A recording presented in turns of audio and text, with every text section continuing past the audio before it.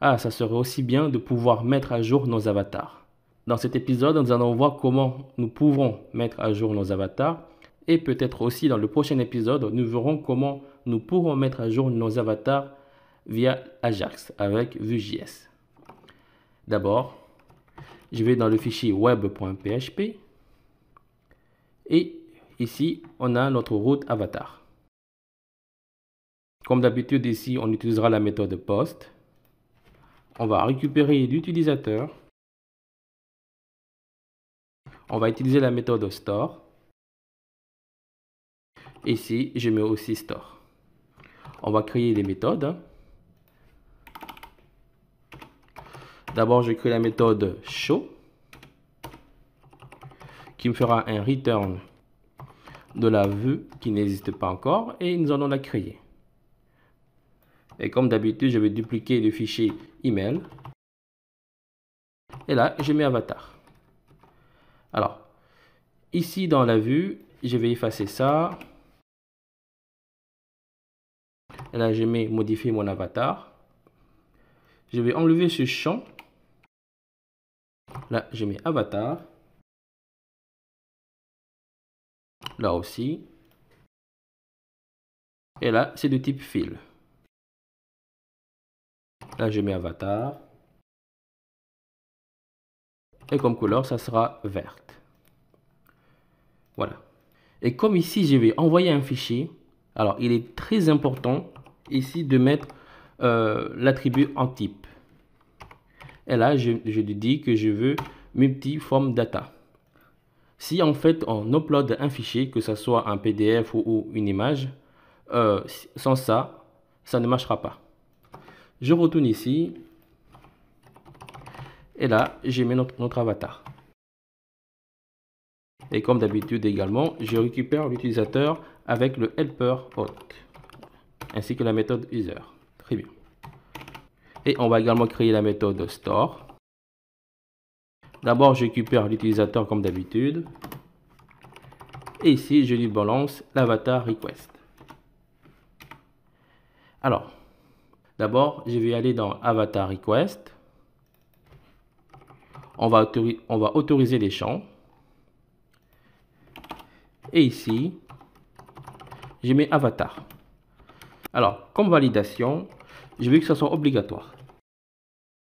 Je n'accepte que des images. Et ici, de type PNG, JPG et GIF. Là, on est bon. Mais je vais également mettre la méthode message. Là, je copie ça. Et je le colle à l'intérieur. Ici, obligatoire. Alors, je duplique. Ici, comme obligatoire. Alors, là, je lui dis, sans avatar, on ne peut pas aller plus loin. Je mets plutôt image. Là, image. Et ici, je lui dis, ceci n'est pas une image. Et pour les types, là, je lui dis, on accepte que des images de type PNG, JPG et GIF. Après, ici, tu peux mettre tous les types d'images que tu souhaites, mais j'ai remarqué que Laravel ne gère pas les images de type SVG. C'est vraiment dommage. Alors là, on est bon pour la validation. Donc, je peux fermer ça. Et là, ici, dans la méthode store, on va faire cela en 5 étapes. Alors, d'abord, nous allons récupérer l'image. Une fois que l'image est récupérée, nous allons lui donner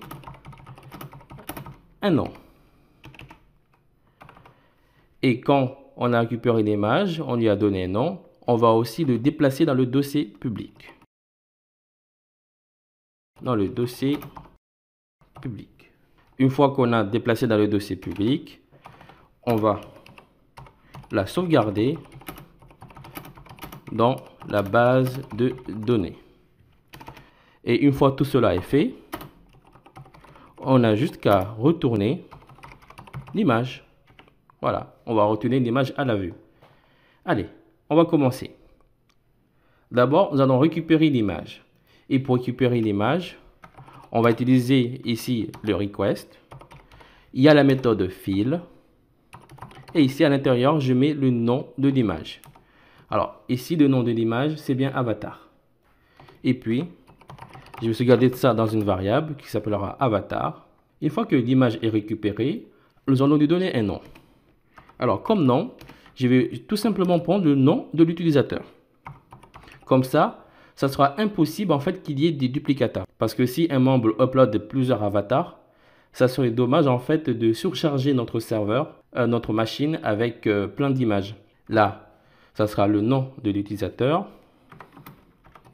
Et je vais récupérer juste l'extension de l'image. Et là, je vais tout simplement utiliser l'extension getExtension. Et tout ça encore, je sauvegarde dans une variable qui aura pour nom name. Une fois que l'image est récupérée, nous allons le déplacer dans le dossier public. Ici, dans le dossier public, je vais créer un dossier et à l'intérieur, il y aura les images, les avatars. En fait, ce n'est pas moi qui va le créer. Ça sera Laravel qui va se charger lui-même de créer les dossiers. Mais attention, quand tu es en production, il faut lui donner à Laravel la permission de pouvoir créer des dossiers dans le dossier public, de pouvoir en fait créer des fichiers ou bien des dossiers. C'est très important, ou sinon tu auras des erreurs. Le moment en local, tu n'as pas ce souci-là, ou sinon si tu l'as, il faudrait également donner la permission au dossier Bootstrap ainsi qu'au dossier Storage. Et pour le déplacer, je vais utiliser l'objet avatar et cette fois-ci avec la méthode move qui va prendre lui deux paramètres. D'abord, en premier paramètre, il prend le chemin. Et là, pour le chemin, je vais utiliser la fonction public_path. En fait, la fonction public_path fait tout simplement référence ici au dossier public de ton application. Dès que tu as envie de déplacer ou bien de récupérer un fichier, tu peux faire directement appel à la fonction public_path et celui-ci va directement récupérer un dossier ou bien un fichier à l'intérieur de ce dossier public. Ou bien si tu veux récupérer dans le dossier storage, il faudrait mettre storage path.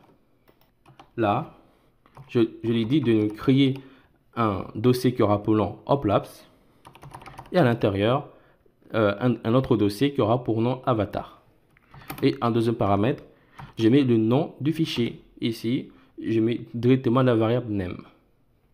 Une fois que cela est fait, on va sauvegarder l'avatar dans la base de données. Et pour cela, je fais appel à l'objet user avec la méthode update. Là, je mets avatar. Et ici, je vais tout simplement récupérer ce lien. Je mets le lien. Et là, je mets l'avatar. En fait, ici, moi, ce que je fais, ici, je mets toujours un slash. Comme ça, dès que j'ai envie de faire appel à l'image de l'utilisateur, je n'aurai plus en fait qu'à faire de la user avatar. C'est tout. Comme ça, ici, je n'aurai pas à mettre manuellement à chaque fois upload avatar. De mettre à chaque fois le chemin où se trouve l'avatar.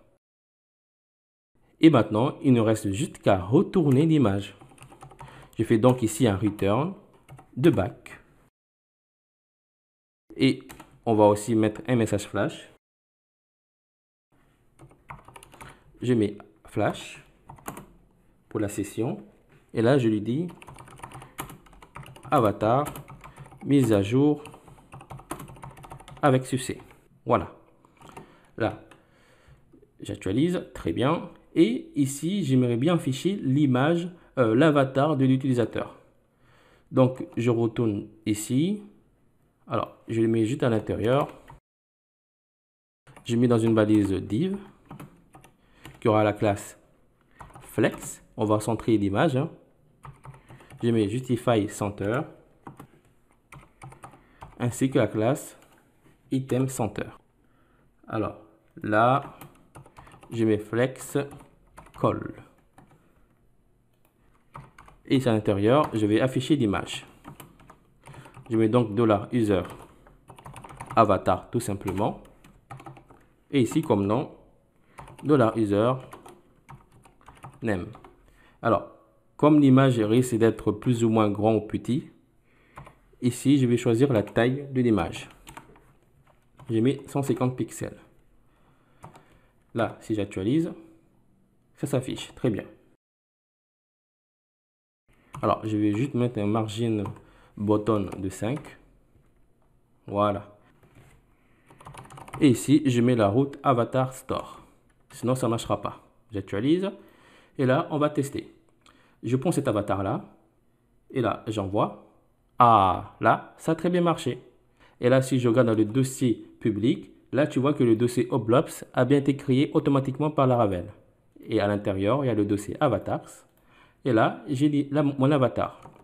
Alors, si par exemple, je vais choisir un autre avatar et que j'envoie, très bien. Et là, tu vois que l'avatar a automatiquement été mis à jour.